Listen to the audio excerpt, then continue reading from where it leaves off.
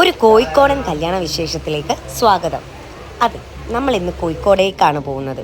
ഞാൻ വെളുപ്പിനെ തന്നെ എഴുന്നേറ്റ് ഇറങ്ങിയായിരുന്നു. അതുകൊണ്ട് നല്ലൊരു ഉറക്കം കഴിഞ്ഞു. എന്നിട്ട് എണ്ണീറ്റപ്പം നല്ല മനോഹരമായ കാഴ്ച അതൊക്കെ ആസ്വദിച്ചു. ഇത് നമ്മുടെ സ്വന്തം സാപ്പട്ടാനേ എന്നുള്ള ഡ്രസ്സാണ് കേട്ടോ.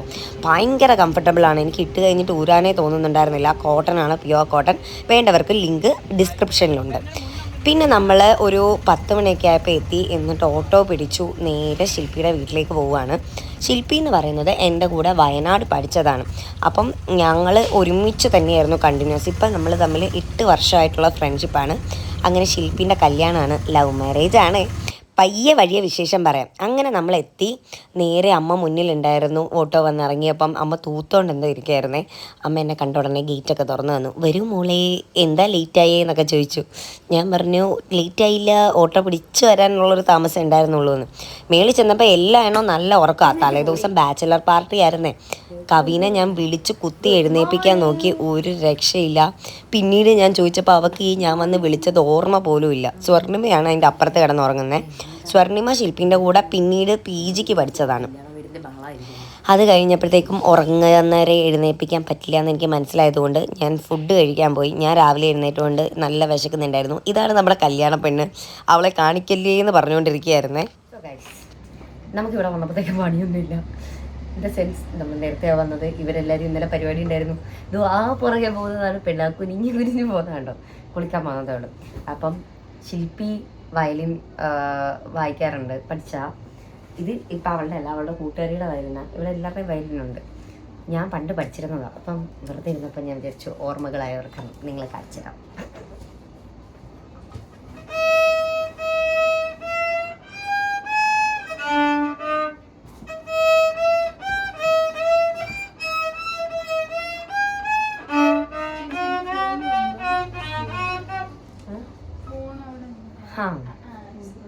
അതാച്ച് വേണ്ടിയിരുന്നു.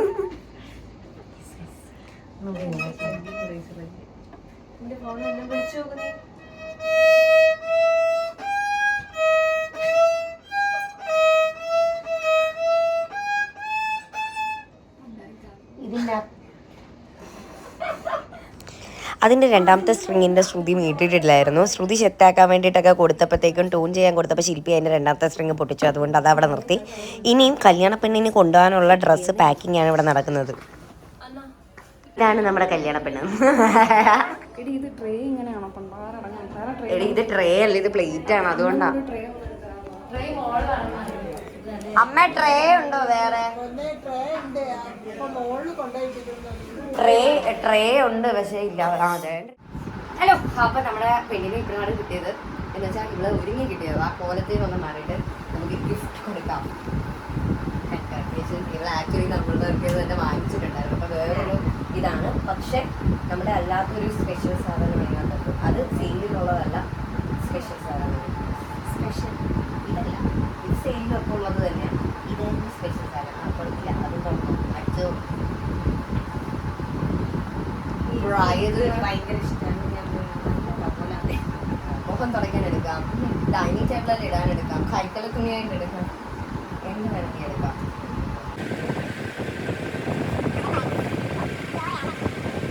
ഇവിടെ ഇതിന് മുന്നേ നമ്മുടെ ഗോൾഡൻ ക്യാൻഡിയാണ് വാങ്ങിച്ചത്. ഇച്ചു കറി വരുന്നുണ്ട്. വരും. അതാണ് നമ്മുടെ വെള്ളക്കുട്ടി, അടുത്ത വെള്ളക്കുട്ടി. ഗൈസ്, ഇത് ഇവൾ കൊടുത്ത ഗിഫ്റ്റാണ്. ഇത് ഇപ്പോൾ വന്നതാണ്. നമ്മുടെ ജൂനിയറും സീനിയറും കൊടുത്ത. ഇത് ഞാനാണ് പൊട്ടിച്ചു നോക്കുന്നത്.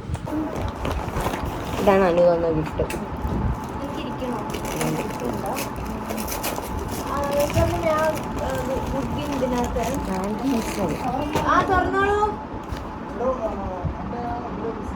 വാച്ചടി, ഞങ്ങളൊക്കെ കഴിക്കാൻ പോവാ.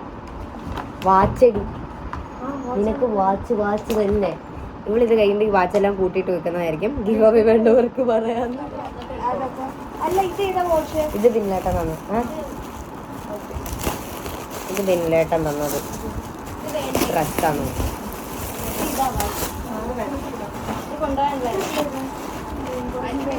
മൂൺഗോഡസിൻ്റെ ആയിരിക്കും.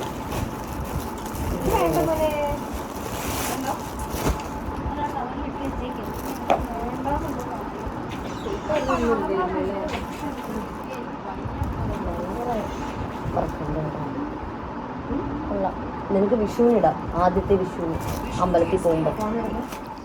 ആ പറഞ്ഞ ബിനിലേട്ടനും വൈഫുമാണ് ദാ ഈ ഇരിക്കുന്നവർ. നമ്മൾ കഴിക്കാൻ വേണ്ടിയിട്ട് താഴോട്ട് വന്നു. ശില്പിയുടെ കയ്യിൽ നെയ്ലാർട്ട് ചെയ്തിട്ടുണ്ട്, അതുകൊണ്ട് കഴിക്കാൻ പറ്റില്ല. അപ്പോൾ അത് കാരണം അമ്മ വാരി കൊടുത്തോണ്ടൊക്കെ ഇരിക്കുകയാണ്. നമ്മൾ കഴിച്ച് കഴിഞ്ഞിട്ട് പിന്നെ രാത്രിയിലത്തേക്ക് റെഡി ആവണം. അങ്ങനെ വന്നപ്പോഴാണ് ഈ മാക്കാച്ചി പെണ്ണ ആ പച്ച ചുരിദാർ തന്നെ ഇട്ടുകൊണ്ടിരിക്കാമെന്നായിരുന്നു വിചാരിച്ചിരുന്നത്. പിന്നെ പറഞ്ഞു മാറ്റി പുതിയ ഒരു സാരി ഉണ്ടായിരുന്നു, അങ്ങനെ സാരിയിലേക്ക് മാറാമെന്ന് പറഞ്ഞു.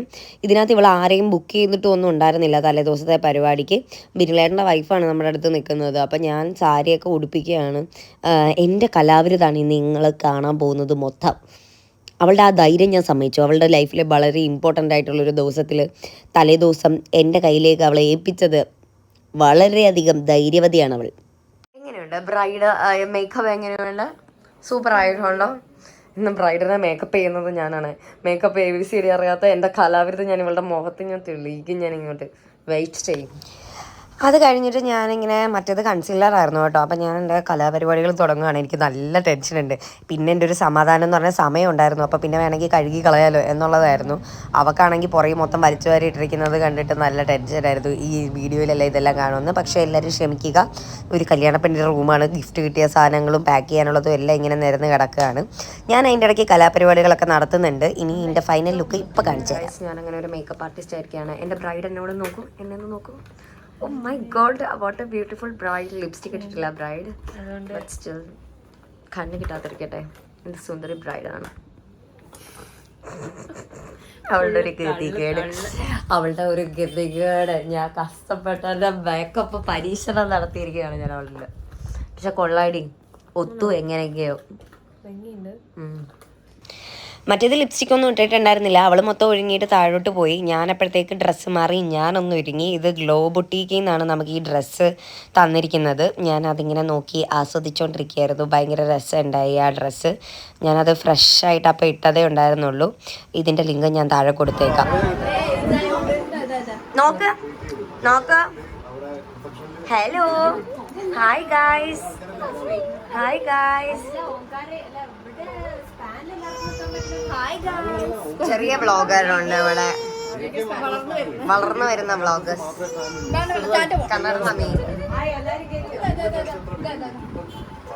കവീനെ കണ്ടോ? കൊച്ചി ഇത്ര നേരം കാര്യമൊന്നും ഉണ്ടായിരുന്നില്ല. Hi guys.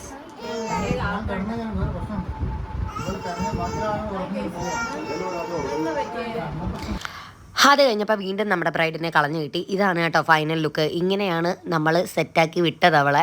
അത് അവളുടെ ഫ്രണ്ടാണ്. നമ്മൾ അവർ ഫോട്ടോ എടുക്കുന്നതിൻ്റെ തിരക്കിലാണ്. അത് കഴിഞ്ഞ് പിന്നെ നമ്മുടെ കൂടെയൊക്കെ ഒരു സെൽഫിയൊക്കെ എടുത്തിട്ട് നമ്മൾ അവിടുന്ന് താഴോട്ടേക്ക് പോയി. അപ്പോൾ ഇവർക്ക് അമ്പലത്തിൽ പോകണമായിരുന്നു. അപ്പോൾ അമ്പലത്തിലേക്ക് പിന്നെ പോയിട്ട് വേണം റിസപ്ഷൻ്റെ പരിപാടിക്ക് കയറാൻ.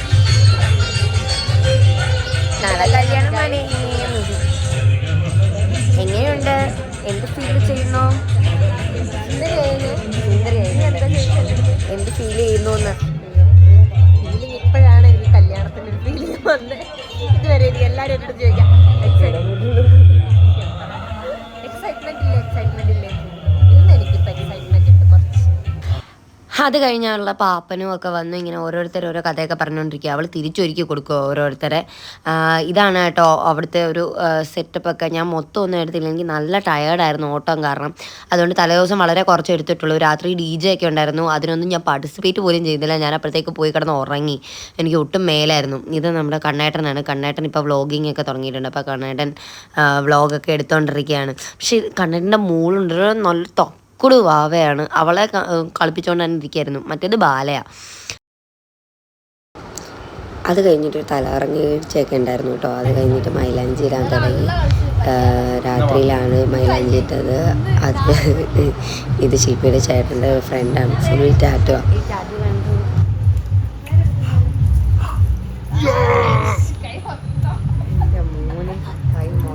ഹായ് ശ്രുതി. തലയില് തിരിച്ച ഇങ്ങോട്ട് തിരി. ഏഞ്ചൽ. ദിസ് ഈസ് സാത്താൻ. This is Angel. Angel gun പിടിച്ചിരിക്കുന്നു. അപ്പുറത്തെ സാത്താനുണ്ട്, ഇപ്പത്തെ ഏഞ്ചലിന്റെ കൈ ഗണ്ണ് കൊടുത്തു. നീ ഇതേ കാളി. Oh dude. This is my wings. Oh my. This is my satanic star. ഇനി എവിടെയും ഇനി ഞാൻ കഴിക്കൂല. വേണ്ട. ഇടേണ്ടി വരും ഞാൻ നിന്റെ മുന്നിൽ. പിന്നെ കുറച്ച് കഴിഞ്ഞപ്പോഴത്തേക്കും ചേട്ടനും മൈലാഞ്ചി എടുത്ത് മറ്റുള്ള കയ്യിൽ കൃഷ്ണനും പുല്ലാങ്കുഴൽ വെച്ച് നിൽക്കുന്ന കൃഷ്ണനെ വരയ്ക്കാമെന്നും പറഞ്ഞ് അവരിരുന്ന് പടമൊക്കെ വരയ്ക്കാൻ തുടങ്ങി. അങ്ങനെ കല്യാണ ദിവസം രാവിലെയായി. ഞങ്ങൾ ഒരു 3:45 എഴുന്നേറ്റു. എന്നിട്ട് അവളോട് കുളിക്കാൻ പറഞ്ഞു. ഇതിപ്പോൾ ഒരു 4 മണിയായി, 4:15 ഞാൻ എഴുന്നേറ്റതേ ഉള്ളൂ. എന്നെ നോക്കി. പിന്നെ മേക്കപ്പ് ആർട്ടിസ്റ്റൊക്കെ വന്നു. അപ്പോഴത്തേക്ക് ഞാൻ കുളിച്ചിട്ടൊക്കെ വന്നു. അവൾ ആദ്യമേ കുളിച്ചായിരുന്നു, ഞാൻ രണ്ടാമത് കുളിച്ചു. അവരൊരുക്കാനൊക്കെ തുടങ്ങി. ഇവർ നമ്മൾക്ക് അതിന് മുന്നേ ഒരു വർക്കിന് ചെയ്തിട്ടുള്ളതാണ്. അപ്പോൾ അതുകൊണ്ട് എനിക്ക് നന്നായിട്ട് അറിയായിരുന്നു. ഞാനൊരു സൈഡിൽ നിന്ന് ഒരുങ്ങാൻ തുടങ്ങി. ഇതാണ് എൻ്റെ കല്യാണ ഔട്ട്ഫിറ്റ്. അവളുടെ ഏകദേശം തീരാറായി. അപ്പോൾ ഞാൻ അപ്പുറത്തെ റൂമിൽ പോയി. അവിടെ കവി ഉണ്ടായിരുന്നു, പിന്നെ അച്ഛൻ ഉണ്ടായിരുന്നു, അങ്ങനെ എല്ലാവരും ഉണ്ടായിരുന്നു. എല്ലാവരും സാരിയൊക്കെ ഉടുത്ത് റെഡിയായി തുടങ്ങി. ഇതാണ് കംപ്ലീറ്റ് ലുക്ക്. എനിക്ക് നല്ല ഇഷ്ടമായി. അവൾക്ക് നല്ല ചേരുന്നുണ്ടായിരുന്നു. സാരിയും ആണെങ്കിൽ ഓർണമെൻറ്റ്സ് മൊത്തം ഇട്ട് കഴിഞ്ഞിട്ടില്ല. ഇതതിന് മുന്നേ ഞാൻ എടുത്തതാണ്. ജസ്റ്റ് എന്തുണ്ട്, എങ്ങനെ തോന്നുന്നു?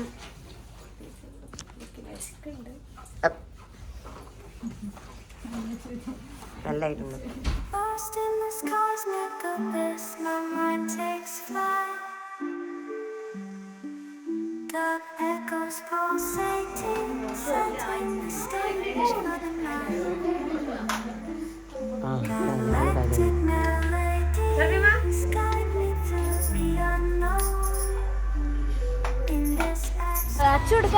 പിന്നെ കാർ അലങ്കരിക്കുന്ന ചടങ്ങായിരുന്നു.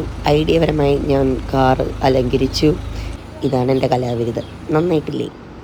പിന്നെ ദക്ഷിണ കൊടുക്കാൻ ഉള്ള സമയം തുടങ്ങി. എന്നിട്ട് വേണം നേരെ മണ്ഡപത്തിലേക്ക് പോകാൻ വേണ്ടിയിട്ട്.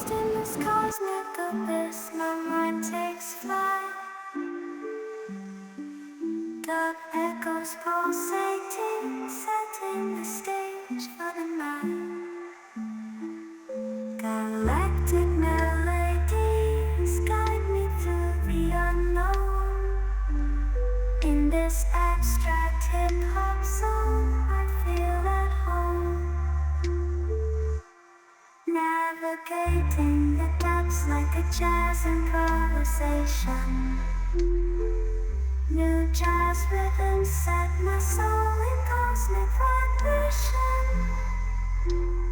Deep house beats like stars twinkling in the sky. I reach the depths of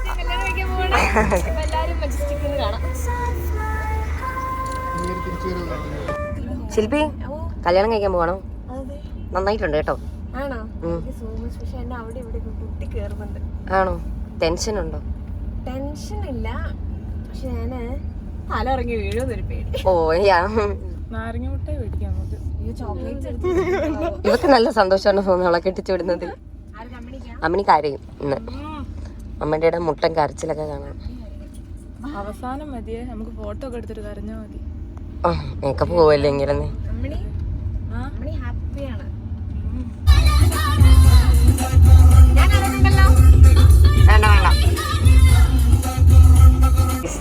ഇതാണ് നമ്മുടെ കഥാനായകനത്. തീരെ ടെൻഷനില്ല കുട്ടിക്ക്. നോക്കൂ പോകത്ത്.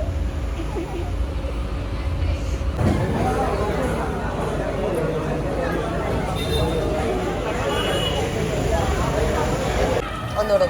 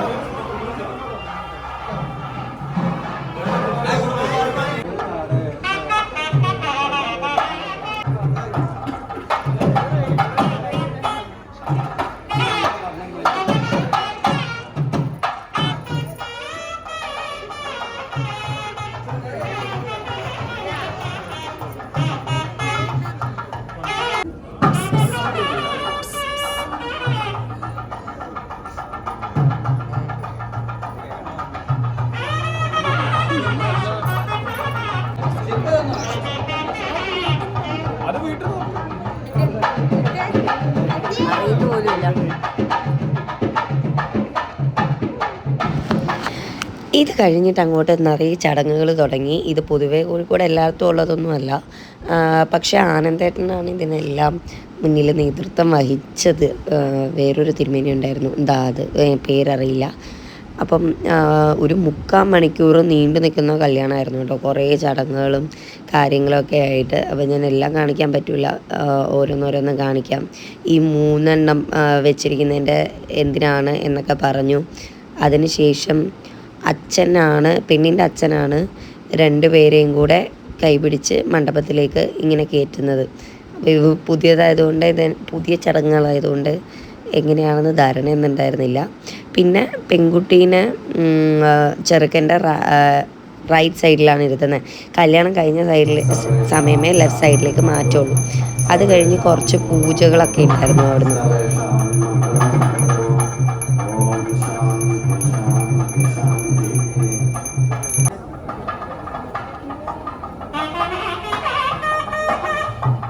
അടുത്തൊരു 100 വർഷക്കാലത്തേക്ക് ഒന്നിച്ച് ജീവിക്കുന്നതായിക്കൊണ്ട് അങ്ങയെ ഞാൻ എൻ്റെ വരനായി സ്വീകരിച്ചിരിക്കുന്നു എന്നാണ് പറഞ്ഞത്. ക്രിസ്തുമനെ കുറിച്ചാണ്.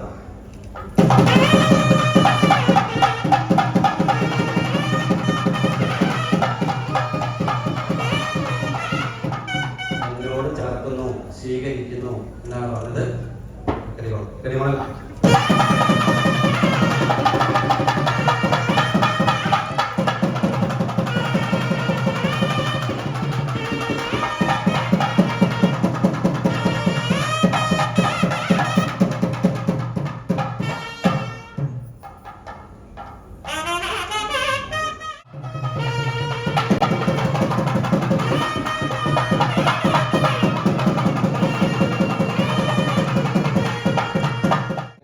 നല്ല മുഹൂർത്തമാണ്. ഈ ഒരു ക്രിയയോടുകൂടി കഴിഞ്ഞ 7 തലമുറയിലെ പിതൃക്കൾക്ക് മോക്ഷം ഉണ്ടാവും. വരാൻ പോകുന്ന 7 തലമുറയ്ക്ക് ഇതുകൊണ്ട് പുണ്യമുണ്ടാവും. അത്രയും മഹത്തായ കാര്യമാണ്. ജീവിതത്തിൽ വളരെ അപൂർവമായിട്ട് കിട്ടുന്ന ഭാഗ്യമാണ്. കൈ പിടിച്ചിട്ട് മന്ത്രചരണം. ശുഭദിതം ധർമ്മപ്രജാംഗച്ഛദ്വം സംവദധ്വം സംവോ മനാം സീതാനത.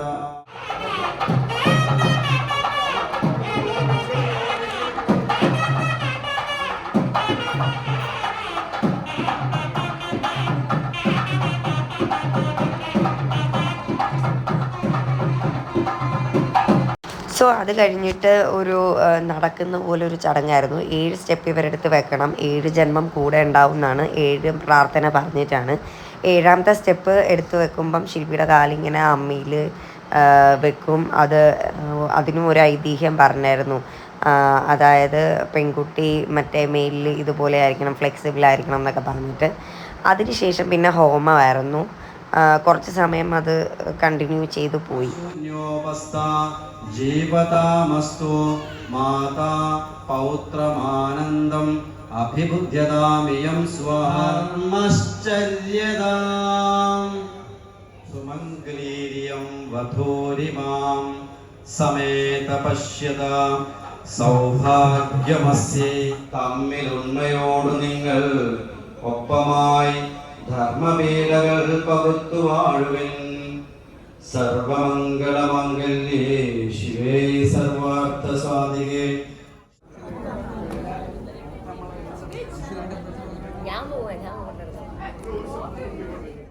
ഇവളുടെ കല്യാണത്തിന് മൊത്തത്തിൽ കോമഡി ആയിരുന്നു.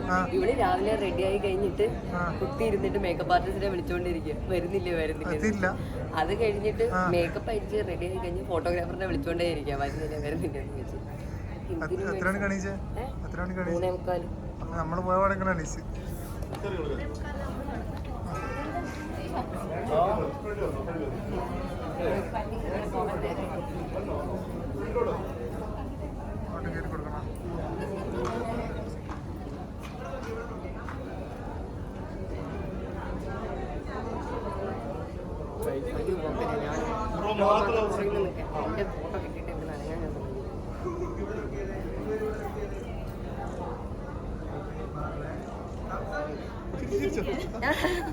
കോമഡി തന്നെ ഇവരുടെ കല്യാണം. Okay, thank you. ഡാൻസ് കളിക്കുന്നേ.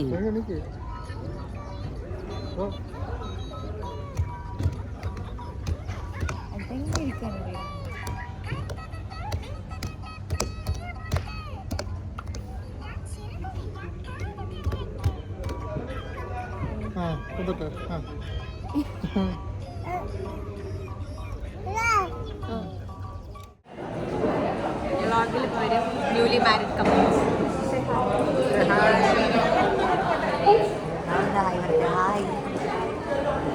അതിന് വലിയെന്ന് തോന്നുന്നു. വീണ്ടും കല്യാണം കഴിക്കാൻ പോകുന്നു. മതിയല്ലേ നിനക്കുന്ന്?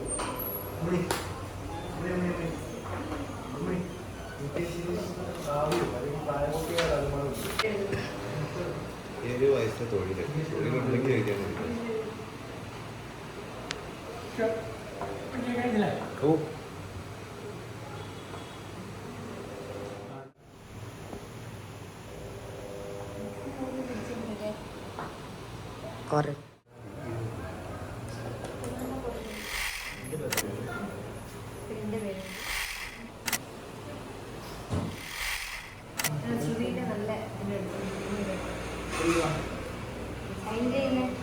എല്ലാം ഇതൊക്കെ തരുമോ എന്നുള്ളത് മാത്രമല്ല.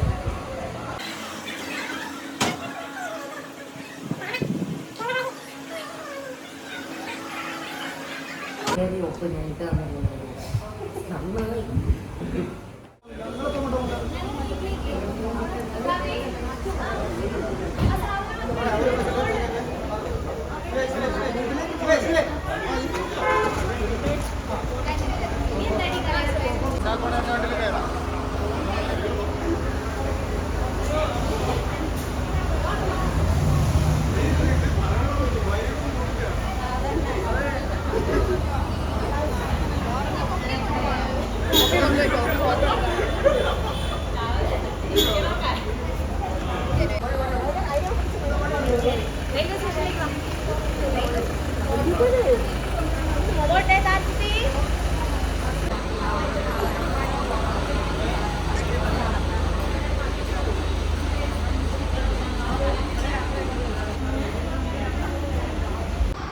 ഇതെല്ലാം കഴിഞ്ഞ് പെട്ടിയും കിടക്കയൊക്കെ എടുത്തിട്ട് ഞങ്ങൾ ശില്പിയുള്ള ഹോട്ടലിലേക്ക് പോവാണ്. ശില്പിയൊക്കെ ഇവിടെ ഹോട്ടലിലായിരുന്നു നിന്നിരുന്നത് കല്യാണം കഴിഞ്ഞ് നേരെ. അവരും നമ്മുടെ കൂടെ ട്രെയിനിൽ തന്നെയാണ് കേട്ടോ വരുന്നത്. നമ്മുടെ കൂടെ അല്ല, ഞാനും ശില്പിയും ചെറുക്കൻ്റെ അനിയത്തിയും ഞങ്ങളങ്ങനെ റെയിൽവേ സ്റ്റേഷനിലെത്തി ഏതാണെന്ന് നോക്കുവാണ്. അപ്പോൾ എൻ്റെ കമ്പാർട്ട്മെൻറ്റ് വേറെയാണ്, സെയിം ട്രെയിനാണ് പക്ഷേ ഡിഫറെൻറ്റ് കോച്ചിലാണ്. ഞാൻ ഇവരുടെ കൂടെ തന്നെ കയറിയിട്ട് പിന്നെ പോകാമെന്ന് വിചാരിച്ചു. അങ്ങനെ ട്രെയിൻ വന്നപ്പോൾ യാത്ര പറയുന്ന സീനാണ്. ഒരാഴ്ച കഴിഞ്ഞ് വരുന്നതിന് കരച്ചിൽ തുടങ്ങുന്നു. അങ്ങനെ അവരെല്ലാം യാത്ര അങ്ങോട്ടും ഇങ്ങോട്ടും പറഞ്ഞ് കരഞ്ഞുകൊണ്ടിരിക്കുകയാണ്. ഞാൻ ഇൻ്റർവ്യൂ കളിയാക്കുന്നൊക്കെ ഉണ്ട്.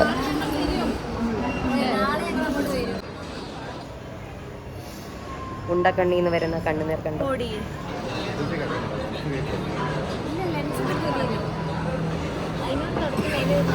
അങ്ങനെ ട്രെയിൻ വന്നു, നമ്മൾ ടാറ്റ ബൈ ബൈ പറഞ്ഞു. നിങ്ങളുടെ ട്രെയിൻ ടിക്കറ്റ് ചെയ്തു അതാ, എന്നിട്ടും ശല്യം ഒഴിഞ്ഞു പോകുന്നില്ലേ എന്നാണ് ഇവൻ ആലോചിക്കുന്നത്. ഞാൻ ഒഴിഞ്ഞു പോകും, എന്നെ വലിച്ചു വീഴ്ത്തിയത്.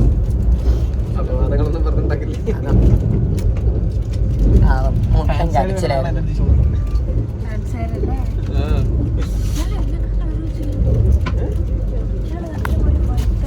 ഇപ്പോഴേ അടി കേട്ടോ. ഓക്കെ, അതിനിടയ്ക്ക് നമുക്ക് ട്രെയിൻ തൃശ്ശൂർ വരെ എത്തി. ഞാൻ അവിടുന്ന് മാറിയില്ല. നമ്മൾ ടി.ടിനോട് ചോദിച്ചിട്ട് അവിടെ തന്നെ ഇരുന്നു. അവരുടെ ഇടയിൽ തന്നെ ഇരുന്ന് ഞാൻ കഥയൊക്കെ പറഞ്ഞുകൊണ്ടിരിക്കുകയായിരുന്നു.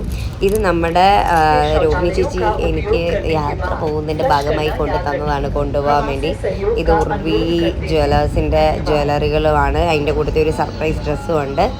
അങ്ങനെ ഞാൻ പോകാറായി. ടാറ്റ ബൈ ബൈ ഒക്കെ പറഞ്ഞു അവരെന്നെ യാത്ര വിട്ടു. അത്രയേ ഉള്ളൂ. വ്ലോഗ് അവസാനിച്ചിരിക്കുന്നു.